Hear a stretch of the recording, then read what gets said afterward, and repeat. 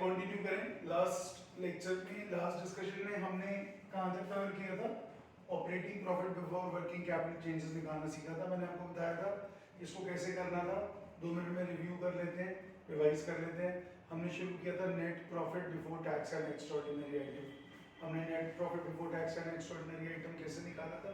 हमने net profit लिया था during the year, 5 items add करी थी और 2 आइटम्स लेस करी थी, जिससे हमें मिल गया था क्या? हमारे को net profit before tax and extraordinary item. ठीक है, उसके बाद हमने क्या किया था? कोई भी हमारा non cash non operating expense, मैं रिपीट कर रहा हूँ, non cash non operating expense, जैसे आपने डेप्रिसिएशन चार्ज करी ड्यूरिंग द ईयर, आपने इंटरेस्ट पे किया, डिविडेंड पे किया, कोई loss on sale of investments हो गया, फिक्स एसेट्स हो गए, वो हमने ऐड किया था, है ना। और इसका उल्टा नॉन ऑपरेटिंग इनकम, जैसे इंटरेस्ट आया, डिविडेंड आया, रेंटल इनकम आई, उसको हमने लेस किया था। वो सारी कहानी करने के बाद हम पहुंच गए थे operating capital before, operating profit before working capital changes. क्या? Operating profit before working capital changes. अब आप कहोगे सर वर्किंग कैपिटल, ये तो हमने रेशियो में पढ़ा है। वर्किंग कैपिटल क्या होती है बच्चों? एक बिजनेस को करने के लिए 2 तरह की कैपिटल चाहिए होती है। आपने देखा फाइनेंसिंग में हमने लॉन्ग टर्म की बात करी, ठीक है, लॉन्ग टर्म सोर्सेस की बात करी, शेयर्स, डिबेंचर्स की बात करी, लॉन्ग टर्म लोन्स की बात करी। यहाँ पर हम बात करेंगे किसकी? Current assets and current liabilities की। तो व्हाट इज वर्किंग कैपिटल? वो पैसा, वो फंड्स जो मुझे चाहिए रूटीन फंक्शनिंग के लिए, डे टू डे वर्किंग के लिए, रोजमर्रा के लिए। मुझे क्रेडिटर्स को पे करना है, मुझे सैलरीज पे करनी है, तो ये पेमेंट्स करने के लिए मुझे ऑपरेटिंग पर्पस के लिए जो पैसा चाहिए उसको हम क्या कहते हैं? Working capital. ठीक है, so the amount of funds required for day to day functioning of the running of the business is working capital. अब आपने पढ़ा working capital C A minus C L में। किसी बच्चे को पूछना कहता है sir C A minus C L, current assets में से करंट लायबिलिटीज को माइनस कर देता है, वो आती है हमारे पास वर्किंग कैपिटल। और ये आप chapter 9 financial management business studies में ही पढ़ेंगे, लास्ट टॉपिक है वर्किंग कैपिटल का। ठीक है, तो आप क्या करेंगे ध्यान से देखिए, हम इस operating profit before working capital changes में ऐड करेंगे क्या? Decrease in C A, current assets, current assets का डिक्रीज और करंट लायबिलिटी का इंक्रीज। ठीक है, तो इसका मतलब क्या हुआ? एक एग्जांपल से देखते हैं। सपोज मेरे पास ओपनिंग डेटर्स, ओपनिंग डेटर्स हैं बच्चों 5 लाख के, और क्लोजिंग डेटर्स हैं बेटा 4 लाख रुपए के। ठीक है, ओपनिंग डेटर्स मेरे पास 5 लाख के और क्लोजिंग डेटर्स 4 लाख के। तो इसका मतलब क्या हुआ? शुरू में मैंने डेटर्स से, साल के शुरू में मैंने कितने लेने थे? 5 लाख रुपए डेटर्स से। साल के एंड में कितने लेने? 4 लाख। इसका मतलब 1 लाख रुपए मेरे पास कैश इनफ्लो आया। दोबारा देखो, ओपनिंग डेटर्स थे 5 लाख, क्लोजिंग थे 4 लाख। डेटर्स डिक्रीज हुए, डेटर डिक्रीज हुए मतलब मैं क्या मान के चलूंगा? जब तक कोई इंफॉर्मेशन नहीं होगी मैं क्या मान के चलूंगा? डेटर से मेरे पास पैसा आया। तो यहाँ क्या हो रहा है? यहाँ पर डिक्रीज इन डेटर्स हो रहा है। डिक्रीज इन डेटर्स मतलब डिक्रीज इन करंट एसेट्स। सो जब भी डिक्रीज इन करंट एसेट्स होगा आप क्या करेंगे? ऐड। और उल्टा इंक्रीज इन करंट लायबिलिटीज, आप कहोगे सर ये क्यों ऐड किया? कोई बात नहीं, इसको भी देख लेते हैं। मेरे पास ओपनिंग क्रेडिटर्स, ओपनिंग क्रेडिटर्स थे सपोज 4 लाख के, ठीक है, और क्लोजिंग क्रेडिटर्स थे सपोज 4,50,000 के। ठीक है, दोबारा देखते हैं, यहाँ एक लाइन डाल देते हैं। मैंने कहा ओपनिंग क्रेडिटर्स हैं बच्चों 4 लाख के और क्लोजिंग क्रेडिटर्स हैं 4,50,000 के। इसका मतलब क्या हुआ? शुरू में मैंने अपने क्रेडिटर्स, जिससे मैंने रॉ मटेरियल्स गुड्स परचेज किए उधार पे, उसको हमने देने 4 लाख। अब कितने देने हैं? 4,50,000। इसका मतलब क्या हुआ? इसका मतलब ये हुआ कि मेरे को 50,000 के गुड्स मिल गए, मैंने अपना पैसा नहीं लगाया, मुझे किसी ने बाहर से पैसा प्रोवाइड करा इनडायरेक्टली, इसलिए तो इसको इनडायरेक्ट मेथड कहते हैं, है ना। तो आपके जो क्रेडिटर्स ये क्या हुआ, इंक्रीज इन क्रेडिटर्स। क्रेडिटर्स क्या है, करंट लायबिलिटी। तो क्रेडिट लायबिलिटी जब भी बढ़ेंगी आप क्या करेंगे, ऐड। ठीक है, तो करंट एसेट्स डिक्रीज होंगे, ऐड, और करंट लायबिलिटीज इंक्रीज होंगी तो ऐड। और इसका उल्टा, इसका उल्टा क्या, करंट एसेट्स बढ़े, आओ करंट एसेट्स को बढ़ाते हैं। करंट एसेट्स को यहाँ पर आप क्या करते हैं, इसको हम 6 लाख कर देते हैं। देखो इसको हम 6 लाख कर देते हैं। अब क्या फर्क पड़ेगा, मुझे स्टार्टिंग में डेटर से लेने थे 5 लाख, अब कितने लेने हैं, 6 लाख। डेटर्स बढ़ गए, खुशी की बात है, डेटर्स बढ़ गए, सेल बढ़ गई, रेवेन्यू फ्रॉम ऑपरेशन बढ़ गया, लेकिन मेरा पैसा भी तो ब्लॉक हुआ। अब मेरे को डेटर से पहले 5 लाख लेने थे, अब 6 लाख लेने, तो चेंज कितना, चेंज है मेरा 1 लाख रुपए का। इसका मतलब क्या हुआ, डेटर्स इंक्रीज हो गए, डेटर्स इंक्रीज हुए, पैसे, और इसका मतलब क्या हुआ, करंट एसेट्स इंक्रीज हुए। इसका मतलब क्या हुआ, जब भी करंट एसेट्स बढ़ेंगे आप उसको लेस करेंगे।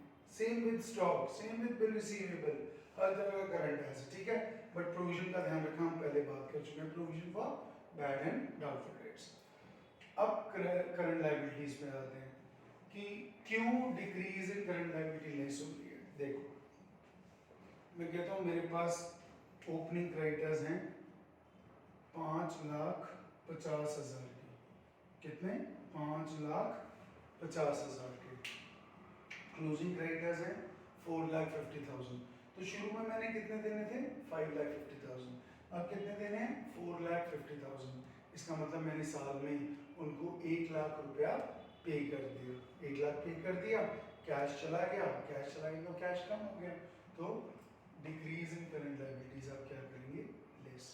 बच्चों याद करना एक तरीका होता है, समझना एक होता है। तो आप याद करना चाहते हैं याद कर लो, अगर समझना चाहते हैं तो समझ लो। एक स्टूडेंट कहता है सर आओ इसको एक बार समराइज करें, कहते हैं इसका एक और तरीका बताओ क्या हो सकता है। मैंने कहा कोई बात नहीं, मैं 1 मिनट में बताता हूँ। देखो एक याद रखना, क्या, decrease in current assets and, ठीक है,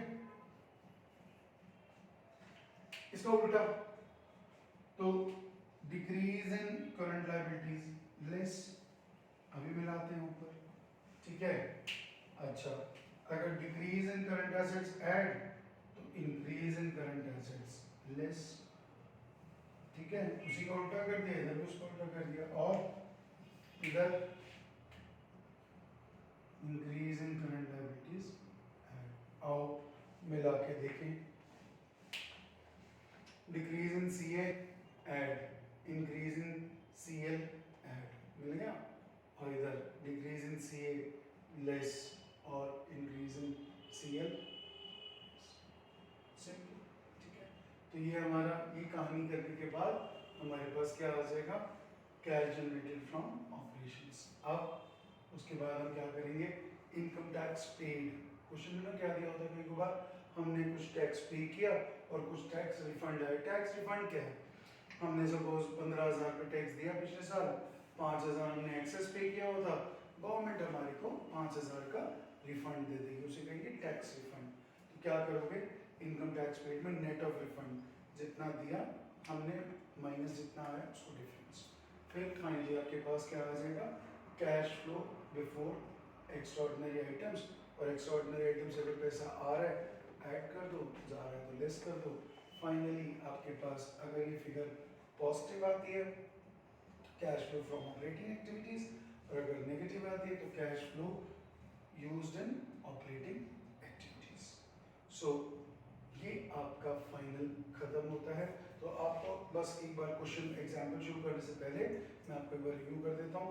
ऑपरेटिंग एक्टिविटीज कैसे स्टार्ट होगी, net profit before tax and extraordinary item, उसको कैसे निकालोगे, नेट प्रॉफिट लेके 5 आइटम्स ऐड, 2 आइटम्स लेस आ गया। उसके बाद non cash non operating expenses losses add, depreciation add, loss on sale of investment add, interest paid ad, dividend paid ad, उसी का उल्टा लेस, ठीक है। फिर आ गया मेरे पास operating profit working capital changes, current assets decrease add, current liabilities increase add, and vice versa less कर देंगे। इनकम टैक्स पेड जो बताया नेट ऑफ रिफंड लेस कर देंगे, कोई एक्स्ट्राऑर्डिनरी आइटम से पैसा आ रहा है ऐड, जा रहा है तो लेस, फाइनली हमने ये कंक्लूड कर दिया। आइए अब हम बच्चों पहले हम एक काम करते हैं, हम एक एग्जाम्पल के थ्रू जो अभी तक समझा है ऑपरेटिंग एक्टिविटीज का वो कवर कर लेते हैं। तो इसका एग्जाम्पल हमने क्या करना है, calculate cash flow from operating activities. तो सबसे पहला पॉइंट याद करिए, भगवान को याद करते हुए सबसे पहला स्टेप था हमें क्या कैलकुलेट करना है, net profit before tax and extraordinary item. ठीक है, तो net profit before tax and extraordinary item के हम क्या करते हैं, आपके पास सरप्लस है, फिर वही बात याद रखना, एरो बनाना मत भूलना, 19 से 20 पे जाना है। आपका 2019 का प्रॉफिट था 2 लाख का, अब है 3 लाख का, तो इसका मतलब प्रॉफिट ड्यूरिंग द ईयर कितना हो गया, 1 लाख। आप कहोगे सर ये तो हमारा सिर्फ नेट प्रॉफिट आया और हमें क्या चाहिए, net profit before tax and extraordinary item. घबराओ मत, 5 आइटम थी ऐड वाली, 2 थी लेस वाली, लेकिन यहां तो एक ही आइटम है, क्या, dividend paid during the year 50,000। Very good, कमाल हो गई, कुछ करना ही नहीं। अच्छा कभी कभार अगर एक ही एडजस्टमेंट हो या दो हो ना, अलग से वर्किंग मत करना, स्ट्रेट अवे क्वेश्चन में कर लेना। तो आओ हम इस सवाल को शुरू करते हैं और आगे चलते हैं। ठीक है, तो हम बनाने लगे हैं calculation of cash flows from operating activities. बिल्कुल भी घबराना नहीं है, और आपके जनरली ना ये जब प्रोजेक्ट स्कूल में होता है ना 20 मार्क्स वाला, तो उसमें रिटन टेस्ट में भी ऐसे क्वेश्चन आ जाते हैं, तो ध्यान रखेंगे। सो सबसे पहले net profit, net profit SPL याद रखो, statement of profit and loss. So 3 lakh minus 2 lakh, outer column 1 lakh. अब क्या करो, सीधा सीधा एक ही एडजस्टमेंट है, यही दिखा दो, add dividend paid during the year. कितना डिविडेंड पे किया, 50,000।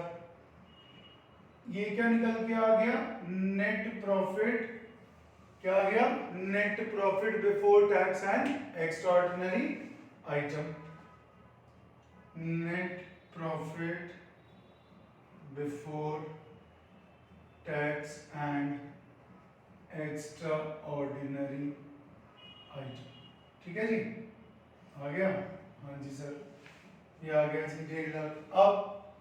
अब इसके बाद अगला स्टेप क्या था, अब था जो भी कैश में खर्चे नहीं हुए हैं, जैसे डेप्रिसिएशन, जो भी बिजनेस का एक्सपेंस और लॉस नहीं है, जैसे loss of sale of fixed assets, investments, interest paid, dividend paid. Dividend तो हमने ले लिया, उसकी तो कहानी हो गई ऊपर, कोई भी इंटरेस्ट वगैरह वो आपने क्या करना है, वो आपने मांग के जाना है। और डिविडेंड को आप फाइनल प्रपोज्ड इंटरिम मान सकते हैं, कोई प्रॉब्लम नहीं है। ठीक है, तो हमने इसको फाइनल डिविडेंड माना है, कोई दिक्कत नहीं है। ठीक है, तो अब क्या करेंगे, अब आइटम देखो वो वाली जो किससे रिलेटेड है, जो रिलेटेड है हमारी नॉन कैश नॉन ऑपरेटिंग। तो बीआर नहीं है, एक्यूमेंट डिविजन है, ये नहीं, आउटस्टैंडिंग रेंट नहीं है, प्रीपेड नहीं, इंश्योरेंस नहीं है, गुडविल है, ओहो, तो चलो आओ फिर करें इसमें कुछ adjustments. Adjustment for non cash non operating items, non cash non operating items. तो 2 ही आइटम है हमारे पास, ये बिल रिसीवेबल है, ये एक्यूमुलेट डिविजन है, आउटस्टैंडिंग रेंट है, प्रीपेड इंश्योरेंस है, गुडविल है, इन्वेंटरीज है, मतलब इन्वेंटरी स्टॉक। तो देखो डेप्रिसिएशन, डेप्रिसिएशन हमने कितनी लगाई है, डेप्रिसिएशन चेक करो चलो बच्चों जल्दी से। डेप्रिसिएशन 3 लाख से 3,20,000, तो 20,000 डेप्रिसिएशन हो गई, depreciation charge during the year. और गुडविल, अब पहले फिर वही बात, गुडविल को चेक करो बढ़ रही है या कम हो रही है। बढ़ रही है, इन्वेस्टिंग में माइनस, कम हो रही है, ऑपरेटिंग में ऐड। तो क्या करोगे आप, गुडविल 2 लाख से 1,60,000 हो रही है, क्या लिखोगे, 40,000 रुपए क्या हो रहा है, एमोर्टाइजेशन ऑफ गुडविल, कितना, 40,000। ठीक है बच्चों, हो गया, यह आ गया 60,000। दोबारा फिर देखो, गुडविल कम हो रही है, गुडविल कम हो रही है मतलब goodwill return of, goodwill return of मतलब एमोर्टाइजेशन कर दिया। और कोई लेस वाली आइटम नहीं है, कोई बात नहीं। अब ये क्या आया, ये आ गया, फिर वही आज जहां हमने शुरू किया था, ये क्या आया हमारे पास, operating profit before WC changes. WC मतलब working capital changes, working capital changes 2,10,000। ये लो, यहाँ तक हम पहुंच गए। ठीक है, अब आप सोच रहे हो कि जगह नहीं है, जगह है मेरे पास, ये लो मैं लाइन डाल देता हूँ यहाँ। अब मुझे यहाँ से कंटिन्यू करना है, operating profit before working capital WC changes 2,10,000। ठीक है, ठीक है, ये अलग है। अब ध्यान से देखना क्या करना है, याद करो, पहले ना पेपर में देखते ही वो लिख लेना साइड पे, क्या मैं लिख देता हूं, फिर मैं हटा दूंगा, यहां लिख देता हूं,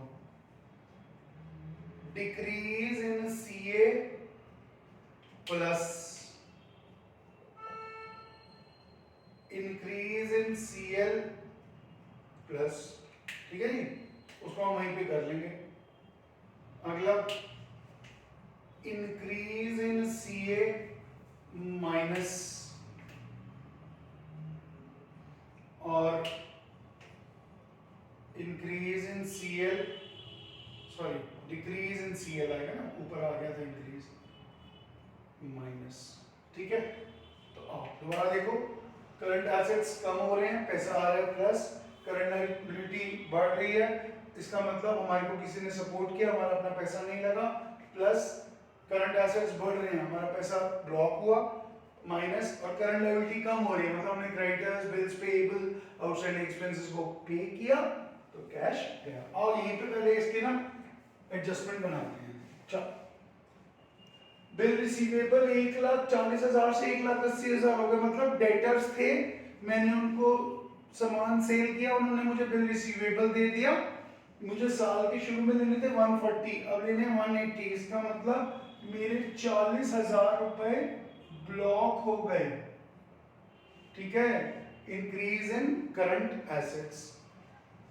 आउटस्टैंडिंग रेंट 16 से 40, ओह तो मजे आ गए हमारे लिए, 16,000 देने थे शुरू में, अब कितने देने, 40,000, इसका मतलब करंट लायबिलिटी बढ़ गई, कितनी बढ़ गई, 24,000 से, लिखा था ना यहाँ पे, increase in current liability plus prepaid insurance 2,000 से हमारी कम हो रही है, माइनस, क्योंकि प्रीपेड इंश्योरेंस क्या होता है, करंट एसेट, और करंट एसेट कम होगा तो माइनस। ठीक है, सॉरी एक बार चेक करते हैं आपका करंट एसेट के बाद फिगर दोबारा देख लेते हैं, prepaid insurance, sorry prepaid insurance आपका कम हो रहा है तो decrease in current asset is plus. ठीक है, एक बार चेक दोबारा कर लेते हैं।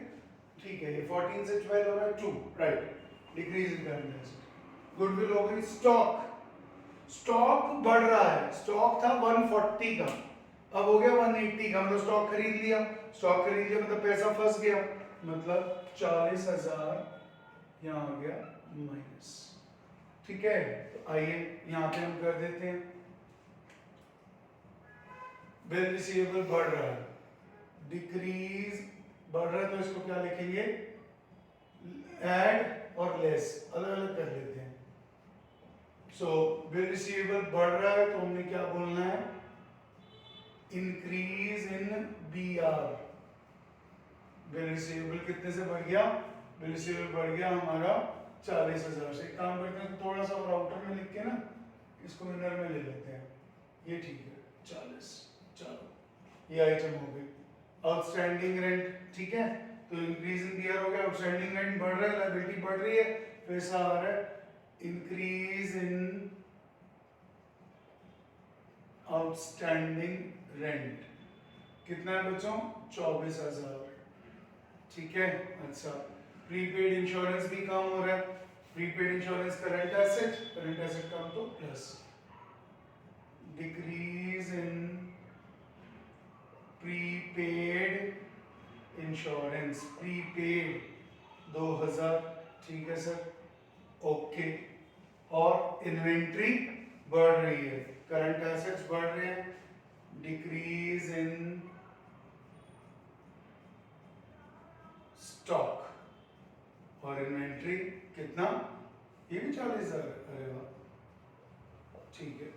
तो 424 और 2 हो गए आपके 26,000 और लेस कर देंगे 80,000।